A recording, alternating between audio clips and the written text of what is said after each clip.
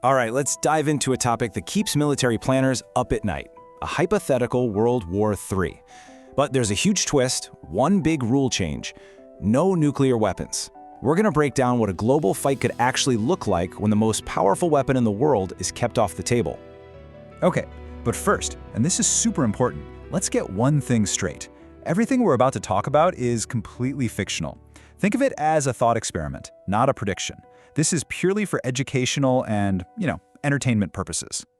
So that really gets us to the core question, right? If you take the ultimate weapon out of the equation, how does a massive global war between superpowers even play out? Where are the battlefields? And how does anyone actually win? A war on this scale doesn't just pop up out of nowhere. It's got to start somewhere. It all begins with tensions that are already there, just simmering under the surface, really just waiting for a spark to set the whole thing off. And the things that could set it off, well, they're probably exactly what you'd expect. Fights over trade and who owns what land. A mad dash for strategic resources like rare minerals. Who controls the shipping lanes? And of course, arguments over who gets the world's energy supplies. Any single one of these could blow up from a small regional fight into a full-blown global crisis. Now here's where this whole modern scenario gets really interesting. The first moves in this war, they wouldn't involve a single missile or tank. The first phase is totally invisible, fought with keyboards and on economic spreadsheets. Yep, the very first shots fired would be digital. The goal for both sides, right out of the gate, is to get what's called cyber dominance. Basically, to paralyze your enemy before their army can even make a move.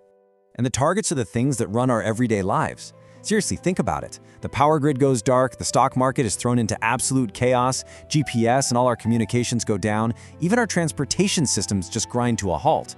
It's all about causing as much chaos and disruption as possible right from the get-go. And this is where you see two totally different game plans. On one side, you have this very surgical approach. Go after the military's command network, cut off their ability to coordinate and fight. But on the other side, you've got a different strategy. Hit civilian targets, like power and water, to create panic and put political pressure on the leaders to just give up. And happening at the very same time, you have this absolutely brutal economic war. The goal here is pretty simple: choke off the enemy's money so they can't fund or supply their war effort.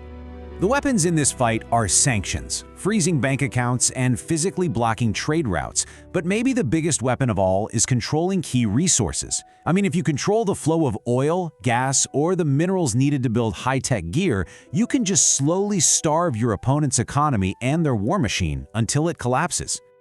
So, after those first shockwaves in the cyber and economic worlds, the physical fight, what they call the kinetic fight, finally begins. But this isn't going to look like old black and white war footage. It's fought across very specific, very high-tech battlefields. The first place you'd see actual combat would be on the world's oceans. So much of our global economy floats on those waves, so controlling the seas is, well, it's absolutely everything. And the goal here isn't just to sink a few ships. It's about total domination of critical waterways, like the South China Sea or the North Atlantic. Using massive aircraft carrier groups and stealthy ships, the idea is to get a stranglehold, blockade ports, and completely cut off the enemy's supply lines. And then you look up. The war in the air would be just this mind-blowing duel of technology. This isn't about old-school dogfights anymore. It's about who has the better network, the stealthier planes, and the most precise long-range weapons. So you've got this fascinating matchup, right? One side might rely on its powerful, connected air defense system and its stealth aircraft to land pinpoint strikes. The other side's answer?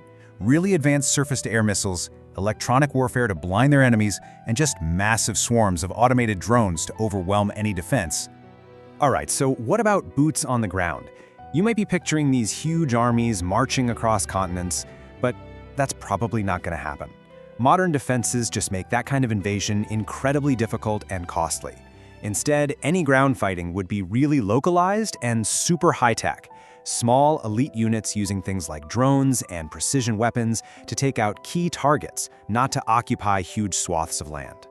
So with all these incredible high-tech battles raging, what actually decides who wins? It's not as simple as just having the best jet or the biggest ship. The things that really tip the scales are often the things you can't see. And it all comes down to one thing. And it's not glamorous, but it is everything: logistics. The ability to get fuel, bullets, and food to your forces spread all over the globe, that is the single most important factor. The side whose supply lines crack first is the side that loses. Simple as that. And what this all leads to is a war of attrition. It's not about one single brilliant victory on the battlefield. It's about grinding the other guy down, making them burn through soldiers, equipment, and political support faster than you do. It's basically a war of endurance.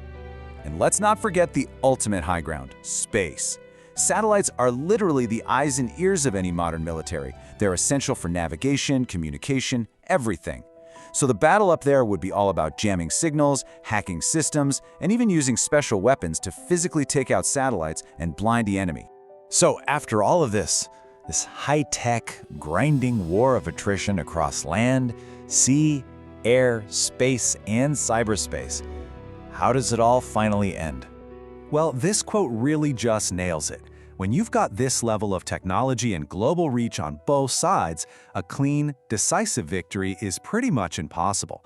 The winner is just the side that can handle the economic pain and political pressure for longer. And what that means is the most likely outcome isn't some big victory parade. It's a long, drawn-out stalemate that just wears everybody down until they're forced to come to the negotiating table. The war wouldn't end with a bang, but with a shaky ceasefire, creating a new and probably very tense global order. Which really just leaves us with one last kind of sobering question to think about.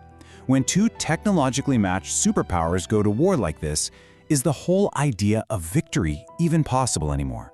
Or does everyone just lose in their own way?